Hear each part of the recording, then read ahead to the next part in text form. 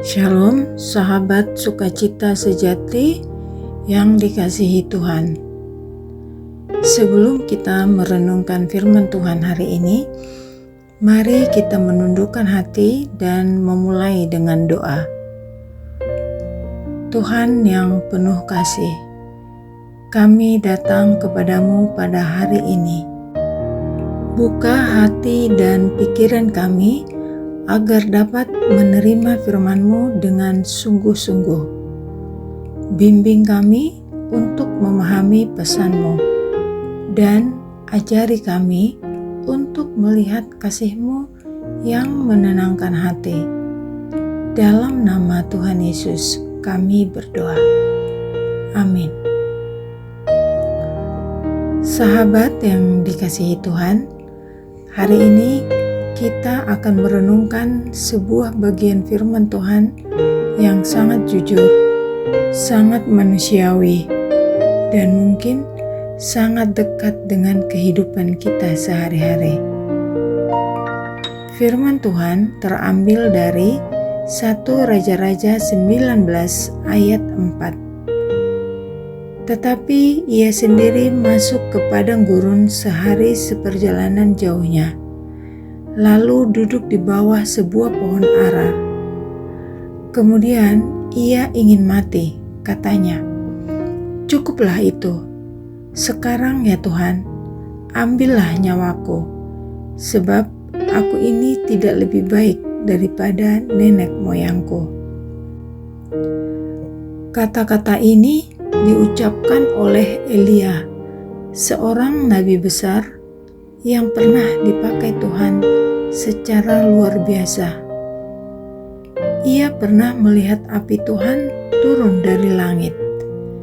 Ia pernah mengalami kemenangan besar atas nabi-nabi Baal. Ia bukan orang biasa. Namun di titik ini, Elia berkata, "Cukuplah itu." Ia lelah. Ia takut. Ia ingin menyerah. Ada satu kebenaran penting yang harus kita pahami, bahwa kelelahan, keputusasaan, atau ketakutan adalah hal yang wajar, bahkan bagi orang yang dipakai Tuhan. Bahkan orang yang kuat pun bisa merasa lelah. Bahkan orang yang punya iman pun bisa merasa takut. Atau bahkan orang yang dekat dengan Tuhan pun bisa sampai di titik kehabisan kekuatan. Dan mungkin hari ini, tanpa banyak orang tahu, kita juga sedang ada di titik itu. Kita tetap berdoa, tapi hati terasa berat. Kita tetap menjalani aktivitas, tapi pikiran penuh. Kita tetap tersenyum, tapi di dalam kita lelah. Seringkali kita berpikir, "Aku seharusnya tidak boleh seperti ini. Aku kurang iman. Aku gagal sebagai orang percaya." Tetapi kisah Elia menunjukkan hal yang berbeda. Tuhan tidak datang kepada Elia dengan kemarahan. Tuhan tidak menegur dengan keras. Tuhan tidak berkata, "Di mana imanmu?" Sebaliknya, Tuhan datang dengan kelembutan. Alkitab mencatat, Tuhan memberi Elia makan. Tuhan menyuruhnya beristirahat dan memulihkan kekuatannya perlahan-lahan. Ini sangat dalam maknanya. Tuhan tidak hanya peduli pada pelayanan kita. Tuhan tidak hanya peduli pada iman kita, tetapi juga peduli pada kondisi hati, pikiran, dan tubuh kita. Kadang kita terlalu keras pada diri sendiri. Kita merasa harus selalu kuat, harus selalu siap, dan harus selalu benar. Padahal kita ini manusia, dan Tuhan tahu itu. Ada saatnya yang kita butuhkan bukan teguran, tetapi pemulihan. Bukan tekanan, tetapi pelukan kasih Tuhan. Bukan tuntutan, tetapi kehadiran Tuhan yang menenangkan. Jika hari ini kita merasa lelah, berhentilah sejenak. Kita boleh jujur, Tuhan, aku capek. Kita juga boleh berkata, Tuhan, aku tidak sanggup sendiri. Kita boleh datang kepada Tuhan apa adanya. Dan di momen seperti ini, firman Tuhan menenangkan hati kita. Dalam Matius 11 ayat 28, Yesus berkata, "Marilah kepadaku semua yang letih lesu dan berbeban berat. Aku akan memberi kelegaan kepadamu."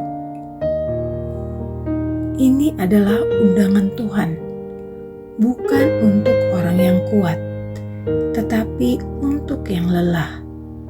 Bukan untuk yang sudah sempurna, tetapi untuk yang sedang berjuang. Artinya, saat kita datang dalam kelemahan, kita tidak ditolak. Kita justru dipulihkan.